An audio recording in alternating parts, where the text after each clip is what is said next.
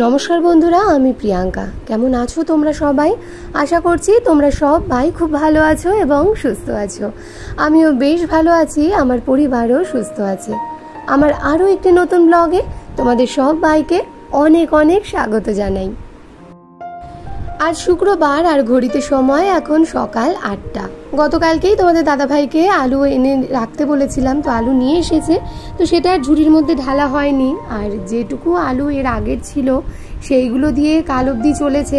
এখন সকাল থেকে তো রান্নাবান্না আবার শুরুও করতে হবে, তাই প্রথমেই আলুটা আগে বার করে নিলাম। এখন আলুগুলো ভালো করে কল থেকে ধুয়ে নিয়ে তারপর সকালের জলখাবারটাও বসিয়ে নেব।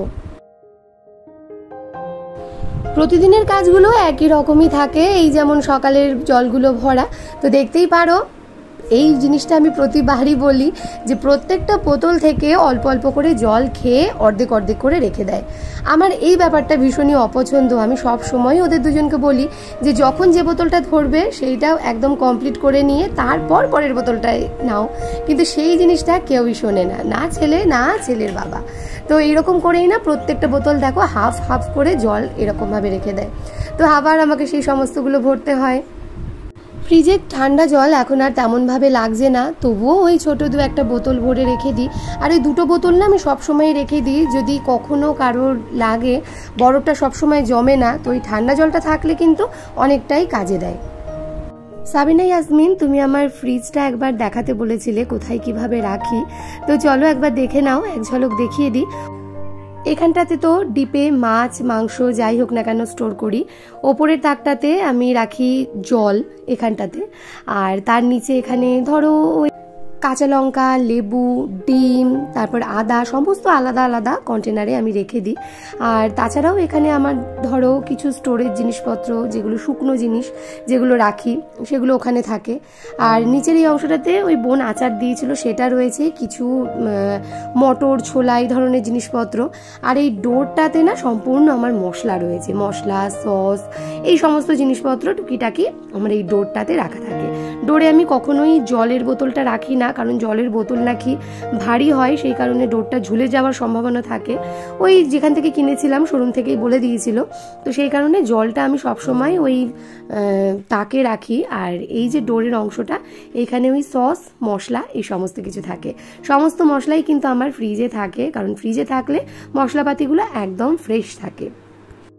সকালের জন্য রুটির তরকারি এখানে বসিয়ে দিয়েছি মা বাবার জন্য। আর এদিকে দেখো বৃষ্টিও টুকটাক করে পড়ছে, তো বাসনগুলো মেজেছিলাম সেইগুলো তুলে নিলাম। আর একেবারে আলু আর চাল দুটোই ধুয়ে নিয়েছি, তো সমস্ত ধোয়া হয়ে গেছে। এখন এটাকে তুলে রেখে দিয়ে তারপর যে সমস্ত জামা কাপড়গুলো সকালে কেচে দিয়েছিলাম সেইগুলো সব তুলে নিয়ে আসলাম। কেন বলো তো, ওই যে একটু যেটুকু জল আর কি ঝরেছে সেগুলো আবারও ভিজে যাবে, তো সেই জন্য ওই সমস্ত তুলে নিয়ে এসে এই যে বারান্দাটাতে দড়ি মেলা রয়েছে, তো এই দড়িতে সমস্ত কিছু মেলে দিচ্ছি। আর যেগুলো শুকিয়ে গেছে মানে আগের দিনের মেলা, সেগুলো সমস্ত তুলে নিয়ে আসলাম। এইগুলো ঘরের মধ্যে ওই ফ্যানের হাওয়ায় খানিকক্ষণ রেখে দিলে সেগুলোও শুকিয়ে যাবে। বৃষ্টি হচ্ছে, গরমটা তো আর কমছে না, কাজেই ফ্যান আমার কিন্তু ঘরে চলছেই। আর ফ্যান চললে এই হাওয়াতেই কিন্তু এইগুলো সমস্ত শুকিয়েও যায়। আর এই যে আমার বাবান এদিকে পড়ছে, ওর ম্যাডাম আজকেও সকালবেলায় পড়াতে আসবে না বলেছে, ম্যাডাম রাত্রেবেলায় পড়াতে আসবে, তো সেই কারণে নিজেই নিজের মতন ঘরে পড়ছে। তো এরকম বৃষ্টি যদি হয় তাহলে আর বাবানকে স্কুলে পাঠাচ্ছি না, কারণ ভীষণই অসুবিধে এরকম বৃষ্টির মধ্যে স্কুলে যাওয়া। আর বৃষ্টি সেরকম হলে স্কুলের স্টুডেন্টও তো কমই হয়, তো সেই কারণে বাড়িতে বসে পড়ুক। বর্ষার সময়টাতে এইরকমভাবেই জায়গা খুঁজে নিতে হয় যে কোথায় একটু ভেজা জামা কাপড়গুলো মেলে দিলে এইরকমভাবে জল ঝরে যাবে অথবা শুকিয়ে যাবে, ঠিক তেমনটাই আর কি। গতকাল চাল কুমড়োর ডাঁটার শাকটা কুটেছিলাম, কিন্তু যেহেতু ঘ্যাটকোলটা বেশ কিছুদিন আগে আনা হয়েছিল, একটু শুকনো শুকনো হয়ে গিয়েছিল, তো মা বলল টাটকা ওই যে শাকটা মানে চাল কুমড়োর শাকটা সেইটা রেখে দিয়ে বরঞ্চ ওই ঘ্যাটকোলের ডাঁটাটা করতে। তো গতকাল না আমি তোমাদেরকে সেই কথাটা বলতেই ভুলে গিয়েছিলাম, এবং ভিডিও এডিটের সময়ও আমি খেয়াল করিনি যে সেই কথাটা বলে দেব। তো আজকে ওই চাল কুমড়ো শাক রান্না করব, তার সাথে এই যে নোটে শাকটা নিয়ে এসেছিল গতকাল, এইটাও রান্না করে নিতে হবে। কি বলো তো, এইটা ওই রেখে দিলে না এমনিই দেখলাম জলে ভেজা, যেহেতু বর্ষাকালের শাক এমনিতেই গতকাল আমি রেখে দিয়েছিলাম ফ্রিজে, তো আজকেও যদি রেখে দিই এরপরে আর খাওয়া যাবে না, কেমন যেন হয়ে যাবে, পচা পচা হয়ে যাবে পাতাগুলো। তো সেই কারণে সমস্ত বেছে কুটে নিচ্ছি, এইটাও রান্না করে নেব। আমাদের বাড়িতে শাক প্রত্যেকটা মানুষই ভালোবাসে, সুতরাং ওই যদি দুপদ হয়েও যায় তাতে কোনো অসুবিধা নেই। এদিকে তোমাদের দাদাভাই চলে এসেছে বাজার থেকে, নিয়ে এসেছে মাছ। তো মা বাবার জন্য নিয়ে এসেছে বাটা মাছ আর আমাদের জন্য রুই মাছ। আমাদের রুই মাছটা আর কাতলা মাছটা না ভীষণই ভালো লাগে, একঘেয়ে একদমই লাগে না। বাটা মাছটা তোমাদের দাদাভাই একবেলা খেলেও আর একবেলা কিছুতেই খেতে চায় না। তো ওই বেলা আবার কি করব বলো তো, মাছ খেলে 2 বেলা খাবো, একবেলা মোটেও ভালো লাগে না। তো সেই কারণেই ওই রুই মাছটা আমাদের জন্য আর এই বাটা মাছটা মা বাবার জন্য। মা বাবা আবার ওই একঘেয়ে রুই মাছ কাতলা মাছ খেতে চায় না, তাই ওদের জন্য আবার মাঝে মধ্যে পোনা বাটা সমস্ত ঘুরিয়ে ঘুরিয়ে এনে দেওয়া হয়। তাহলে চলো চটপট মাছটা ধুয়ে নিই আর তোমাদের দাদাভাইকে 1 পিস মাছ ভেজে দিয়ে ভাত দিই।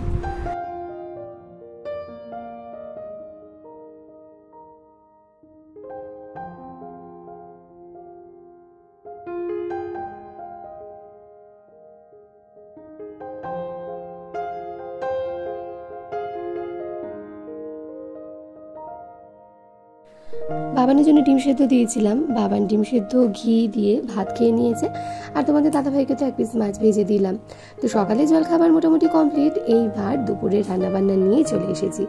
তো এখানে দেখো বাবানের জন্য মাছের ঝোল হবে ঠিক সেই আগের দিনের মতো পাতলা করে, আর আমাদের জন্য আজকে আর পটল নয়, আজকে শুধুমাত্র আলু দিয়ে। আর এই যে 4 কোয়া রসুন, ওটা দিয়ে আমি আজকে ওই যে লাল শাক সেইটা রান্না করব। অর্ধেকটা না ধুয়ে কুচিয়ে মায়ের কাছে দিয়ে এসেছি। মাকে বলেছি তুমি কালো জিরে ফোড়ন দিয়ে রান্না করো, যেহেতু মা মাছ তো রান্না করছেই, তার সাথে শাকটা ভাজবে। আর এদিকে বাবানের জন্য মাছের ঝোল, আমাদের জন্য মাছের ঝোল, আর তার সাথে ওই লাল শাক ভাজা এবং ওই কুমড়োর ডাঁটা। এই হলো আমাদের আজকের মেনু। তো বাবানের মাছের ঝোলটা ঠিক এই রকম একদম হালকা পাতলা করে রান্না করে দিলাম। এই রকম মাছের ঝোলটা বাবান দেখছি বেশ ভালোই খাচ্ছে। আর হ্যাঁ, আর একটা জিনিস, আমরা ছিল ঘরে কতগুলো, তোমাদের দাদাভাইয়ের ওই হাতটা যেহেতু কেটে গেছে, পেকে যাবে টক খেলে, সেই কারণে করছিলাম না। তো একটু শুকিয়েছে, তো ভাবলাম আজকে একটুখানি করেই নিই।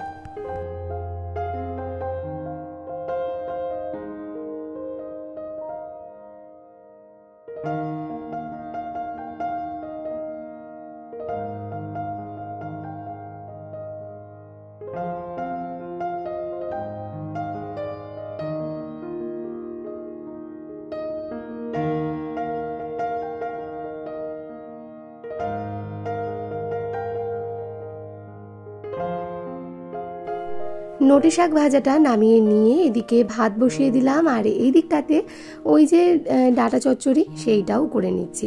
তো এর মধ্যে না একটু কালো সর্ষে, সাদা সর্ষে আর পোস্ত দিয়ে নিয়েছিলাম। তো সত্যি ভীষণই ভালো লাগে গাছের এইরকম টাটকা শাকের তরকারি। এত সুন্দর রান্নাটা হয়েছে যে তোমাদেরকে কি বলবো, একদম ভীষণ টেস্টি হয়েছিল। আর এতটাই নরম, যেহেতু একদম টাটকা গাছের জিনিস, কোনো সার নেই, কিচ্ছু না। তো সত্যি ভীষণই ভালো খেতে হয়েছিল। আজকের এখনকার মতন সমস্ত রান্নাবান্না কমপ্লিট হয়ে গেছে, এইবার বাসন কোসন মাজার পালা, তারপর গ্যাসটাও পরিষ্কার করতে হবে। রান্নাবান্না শেষে টুকিটাকি কত যে কাজকর্ম থাকে সে তো প্রত্যেকটি বাড়ির গৃহিণীরাই জানতে পারি। আর যারা আমাদের মতন হোম মেকার, যাদের কোনো হেল্পিং হ্যান্ড নেই, নিজেদেরকেই সমস্ত কাজ করতে হয়, তারা কিন্তু হাড়ে হাড়ে টের পায় যে কত কাজ আমাদের রান্নাবান্নার পরেও থেকে যায়।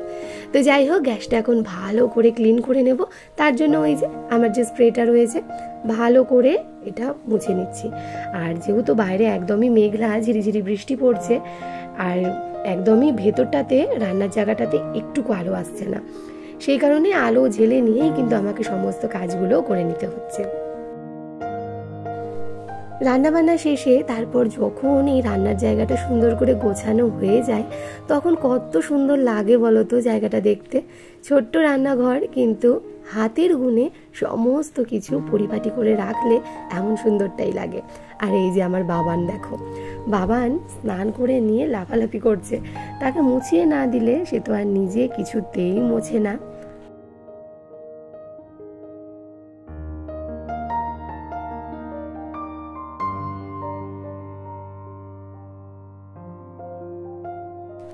দুপুরে ঘর মোছার আগে প্রতিদিন ঘর ঝাড় দেওয়াটা আমার একটা অভ্যেস। কি বলতো, সকালে ঝাড় তো অবশ্যই দিই, কিন্তু তারপরেও না বেশ নোংরা কিন্তু হতেই থাকে। বাইরে বৃষ্টি পড়লে মিঠুকে ঘরে নিয়ে আসতে হয়, না হলে ভিজে যাবে। তো এখন আবার একটুখানি যেহেতু বাইরে বৃষ্টিটা কমেছে, হচ্ছে না, আর ওকে স্নানও করাবো, তাই এখন বাইরে বের করেছি। যেহেতু ঘরে ছিল, ওর সেই খাবারের দানা, তারপর গায়ের পালক সমস্ত তুলেছে, আর দেখো কত নোংরা, তারপরেও বেরোলো। সকালে যতই ঝাড় দিই না কেন, এই ঘর মোছার আগে আর একবার ঝাড় না দিলে আমার যেন কিছুতেই মন মতন হয় না।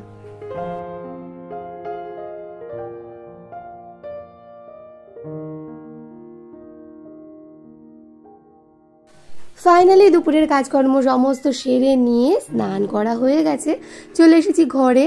আর তারপর দুধটা তো জাল দিতে হবে, আর সেই কারণে গ্যাসের ঝিকগুলো সমস্ত সেট করে নিচ্ছি, কারণ দুধটা একটু বেলা হয়ে গেছে জালটা দিতে, এর থেকে বেশি বেলা হয়ে গেলে কেটে যাবে, তো সেই কারণে আগে দুধটা জাল দিয়ে নিচ্ছি।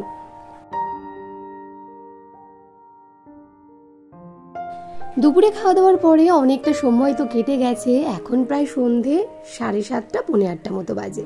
তো হুট করে একটু রেডি হয়ে নিয়েছি, দেখতে পাচ্ছ। আসলে অনেক দিন একটু তোমাদের দাদাভাইয়ের সাথে বেরোনো হয় না, তো আজকে ভাবলাম আজকে একটু বেরোই, ওয়েদারটাও মোটামুটি ভালো রয়েছে। তো অ্যাজ ইউজুয়াল বাবান যেরকম বেরোয় না, বাবান বেরোচ্ছে না। আর আজকে যেহেতু শুক্রবার, বাবানের আগামীকাল আর পড়া নেই, তো সেই কারণে ভাবলাম আজকের দিনটাতে একটু বেরোই। শনিবার দিনটাতে বেরোলে না বাইরে থেকে কিছুই খাওয়া যায় না, তো সেই কারণে শনিবারটা আমি অ্যাভয়েড করি, ওই হয় শুক্রবার না হলে রবিবার। তো ভাবলাম আজকে যখন ওয়েদার ভালো আছে আজকেই বরঞ্চ বেরোনো যাক। দেখা গেল রবিবারে বৃষ্টি এলো, অথবা এমন গরম যে বেরোতেই পারলাম না। তো এই দেখো অনেক দিন বাদে না আজকে এই শাড়িটা পরলাম। এটা প্রায় ওই 2017-তে এই কাপড়টা কেনা, ভীষণ পছন্দের, কি মাধবীলতা না কি বলে, কাপড়টা ভীষণ উঠেছিল, তো আমি কিনেছিলাম। ভীষণ পছন্দের এই শাড়িটা আজকে পরে নিয়েছি। তো কেমন লাগছে আমাকে কমেন্টে জানাতে ভুলো না। আর এদিকে আমার মিঠু, আমি কাপড় পরলেই দেখো কেমন করে তাকাচ্ছে, দেখছো, বুঝতেই পারছো, ভীষণ রেগে যায়, মানে আমি কোথাও বেরোবো এটাও পছন্দ করে না। তো এদিকে তোমাদের দাদা ভাইয়ের সেই যে ধুতিটা, যেটা আমি ওকে কিনে দিয়েছিলাম, তো সেই ধুতিটা না ওই পারপিকো করব করে আর করা হচ্ছিল না। তো যেদিকটাতে আমরা যাচ্ছি সেদিকেই ওই পারপিকোর দোকানটা পড়ে, টেলারিংয়ের দোকানটা পড়ে। তো তোমাদের দাদা ভাই বললো যে এর থেকে বরঞ্চ ওই ধুতি উড়নিটা কেটে নিই, আর যাওয়ার পথে ওই দোকানটাতে দিয়ে তারপর যাই।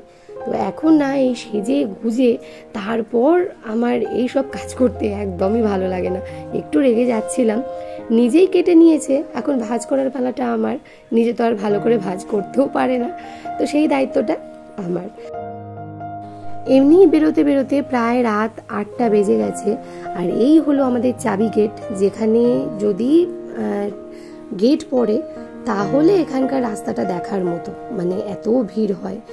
ওখানে আমরা প্রায় 15 থেকে 20 মিনিট দাঁড়িয়েছিলাম। আর তারপর যখন ফাইনালি 5টা গাড়ি ওখান থেকে পাস করলো, তার মধ্যে ছিল একটা মালগাড়ি, তাহলে বুঝতেই পারছো কতটা সময় ওখানে লেগেছে। ভীষণ বিরক্ত লাগছিল জানো তো। তো যাই হোক, ফাইনালি চলে এসেছি আমাদের এই কুপার্স ক্যাম্পে, এই মন্দিরটায়, যেখানে আমি আসতে ভীষণ ভালোবাসি, অনেক দিন পরেই আসা হলো, তো বেশ ভালো লাগছে জানো তো। এখানে ছোটোখাটো একটা রথ আছে, আর এখানে রথের মেলাও হয়। রবিবার থেকে রথযাত্রা শুরু, জগন্নাথ দেব আসছেন, সেই উপলক্ষে এখানে কিন্তু বেশ একটা ছোটোখাটো মেলাও হয়। তো দেখতেই পাচ্ছ দোকান টুকিটাকি কিন্তু এখানে বসেছে। আর ওই দূরে রথ দেখা যাচ্ছে, রথটা বের করে বাইরে নিয়েছে। রথটা কিন্তু এই শেডটার নিচে থাকে, আর রথটা পুরো লোহার তৈরি, ভীষণ সুন্দর। আগে বাইরে এমনিই রাখা থাকতো, তারপর এই জায়গাটাতে এইরকম সুন্দর শেড করে দিয়েছে। আমরা বহু দিন থেকেই এখানে আসি, ভালো লাগে। তো রথের মেলার সময়টাতে আর আসা হয় না, কারণ রথের মেলার সময়টাতে কিন্তু আমাদের যে বাড়ির কাছে স্বাস্থ্যোন্নতি মাঠ, সেখানে কিন্তু বিশাল বড় মেলা হয়, বড় বাজার মাঠেও মেলা হয়। যারা রানাঘাটবাসী, রানাঘাট থেকে আমার ভিডিও দেখো, তারা তো জানোই রানাঘাটের রথযাত্রা মানে ভীষণই আর কি পপুলার, সবাই মোটামুটি রথযাত্রায় আসে, আর ভীষণই সুন্দর হয় জগন্নাথ দেবের প্রতিটা দিন আলাদা আলাদা সাজ, দেখতেও বেশ ভালো লাগে। তো সেই রথের সময়টাতে কিন্তু আমার ওগুলো ছেড়ে আর এখানে আসা হয় না। তবে বেশ ভালোই হলো, আগের থেকে আসলাম আর সুন্দর দেখতেও পারছি। রথটা একদম সামনে নিয়ে এসেছে এখানে, আর রথের সামনেই মন্দিরে জগন্নাথ আছেন অধিষ্ঠিত, সারা বছর পূজিত হন। আর রথের দিনটাতে এই রথে চড়ে এখানে সারাটা রাস্তায় সমস্ত ভক্তদের দর্শন দিয়ে বেড়ান।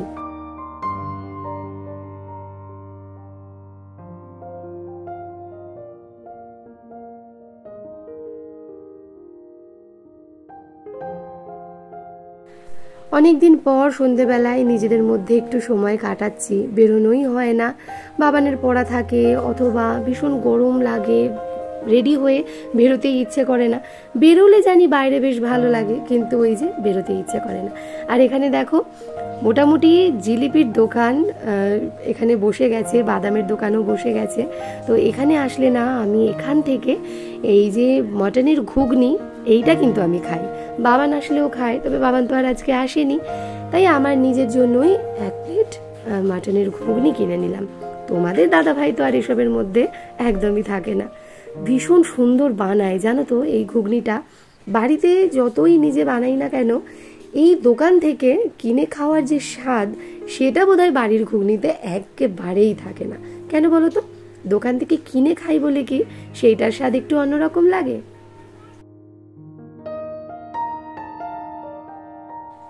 যাওয়ার সময়ও প্রায় 15-20 মিনিট দাঁড়িয়েছিলাম। তো এখনও তাই, ফেরার পথেও ট্রেন পাস করছে, এখানেও দাঁড়াতে হলো প্রায় 5-10 মিনিট মতো। 2টো ট্রেন গেল, আর তারপর এইবার সোজা রান্নাবান্না তো সবই করাই রয়েছে, অসুবিধে নেই। তবে আজকে ভাতটা মাকে বলেছিলাম মাকে একটু করে রাখতে।